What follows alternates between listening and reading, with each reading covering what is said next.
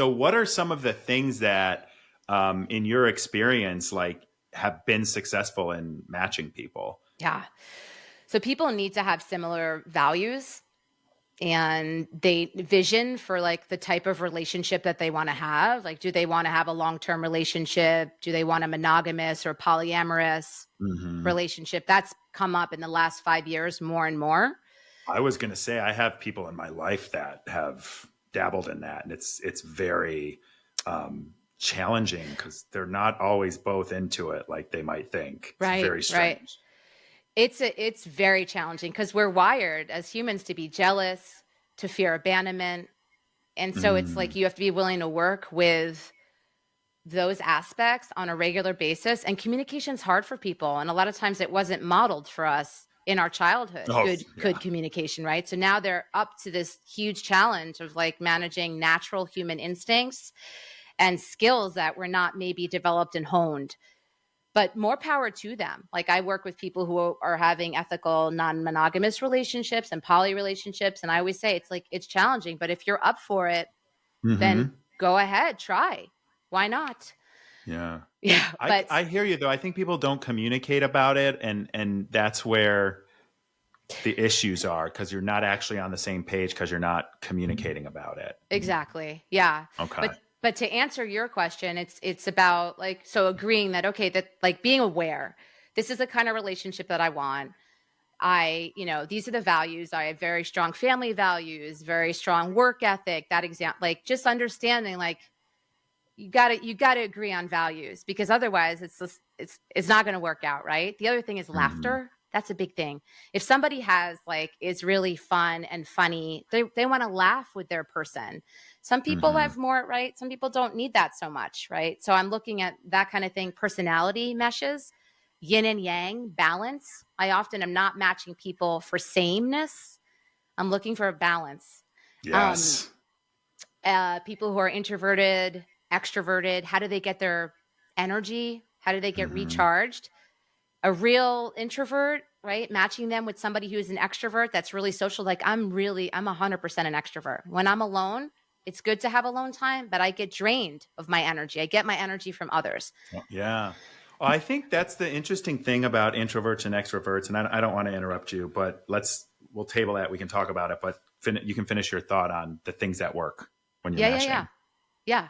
So, also like interests, you want to have overlapping interests, but it doesn't have to be a ton of overlapping interests, some, but there's got to be also different interests. So Hmm. that way it keeps it, right? It keeps it interesting and you learn from each other. And so, yeah, I think also in terms of attraction is really important. So if we look at like what are you attracted to? Are you more of somebody who's attracted to intellect? Do you develop attraction based on emotional connection? Is it more physical for you? Is it about like, do you find when you look at your history of people that you've been attracted to, are they all brunettes? Do they all have a certain body type? Right? Like It's like, we, yeah, 25% of each of those for me. creatures of habit, right? We just Yep. keep repeating the same pattern. And that's the beauty of working with a matchmaker is we help people break patterns of behavior that aren't working for them. And Mm. oftentimes people will say, oh, Dr. Frankie, I keep finding myself attracted to narcissists or really kind of people who are self-absorbed. They're not able to reciprocate in terms of showing up in the relationship. And I'm like, great, thanks for letting me know because I'm going to be picking for you now. Me and my team are going to be Yeah. picking for you and it's going to change it up. So Yeah. yeah. That's good. I think I kind of think like matchmaking. I actually think it is a big thing already. Like it's become a big thing. I could be wrong. You could correct me on that, but I've just seen so many more like companies, matchmakers, like more success coming out of it and stuff like that recently since COVID and the dating apps. But how do you think? Go ahead. You sound Yeah, like you had it's something to say. actually Yeah. become more mainstream, which is a Mm. beautiful thing. I'm so grateful for it because up until like 15 years ago when I would say I'm a matchmaker, people would be like, what are you talking about? What is that? You mean like That's not a Fiddler on real the Roof? job.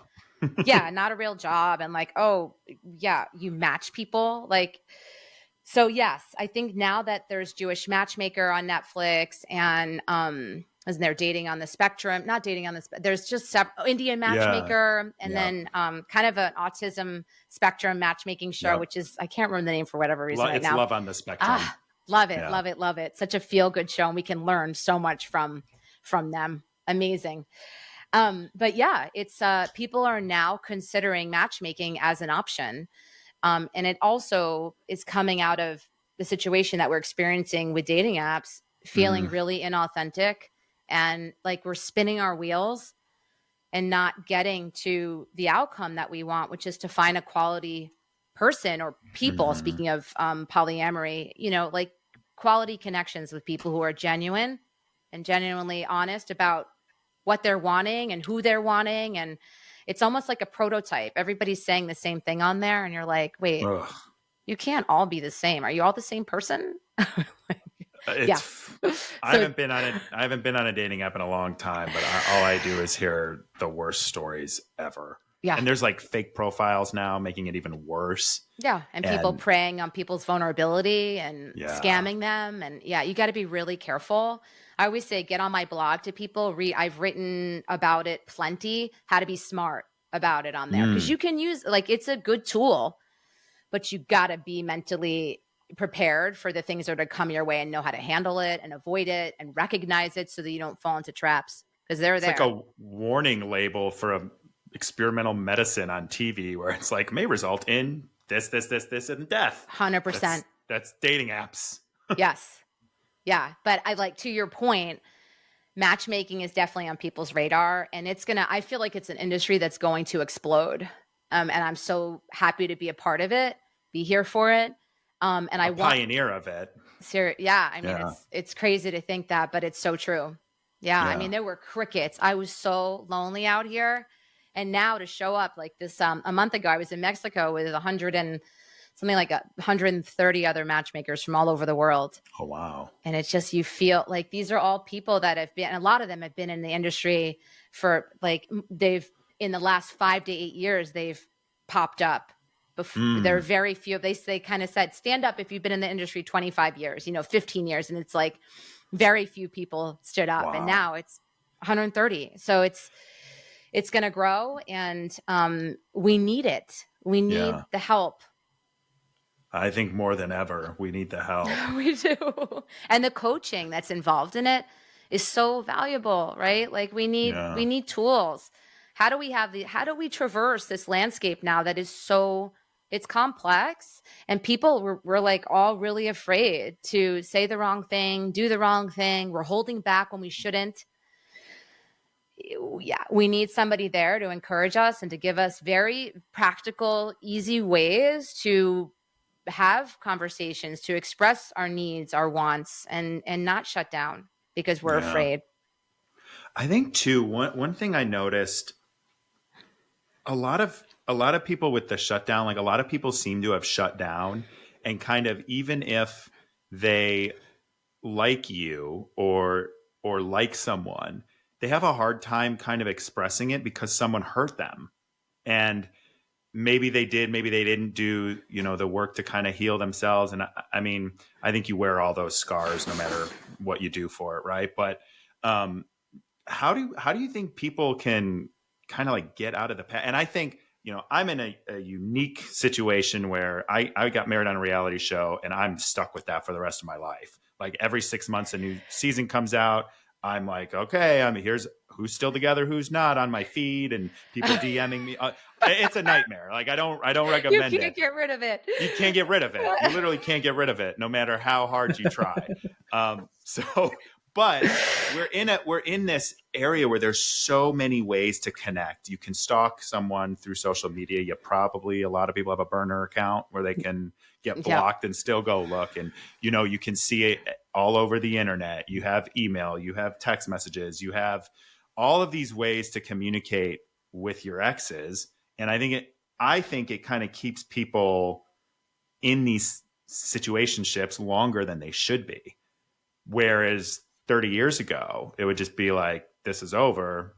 Sure, you got to heal and stuff, but like, you can't call that person anymore. Like, it's really the only form of communication. Hopefully you don't run into them in a bar. Right. Or a grocery store. Yeah, so Yeah. because they can keep stalking their social media, they stay connected Yeah. and the That's my boundaries. thought. Yeah. Yeah. No, I think it gives us so much access.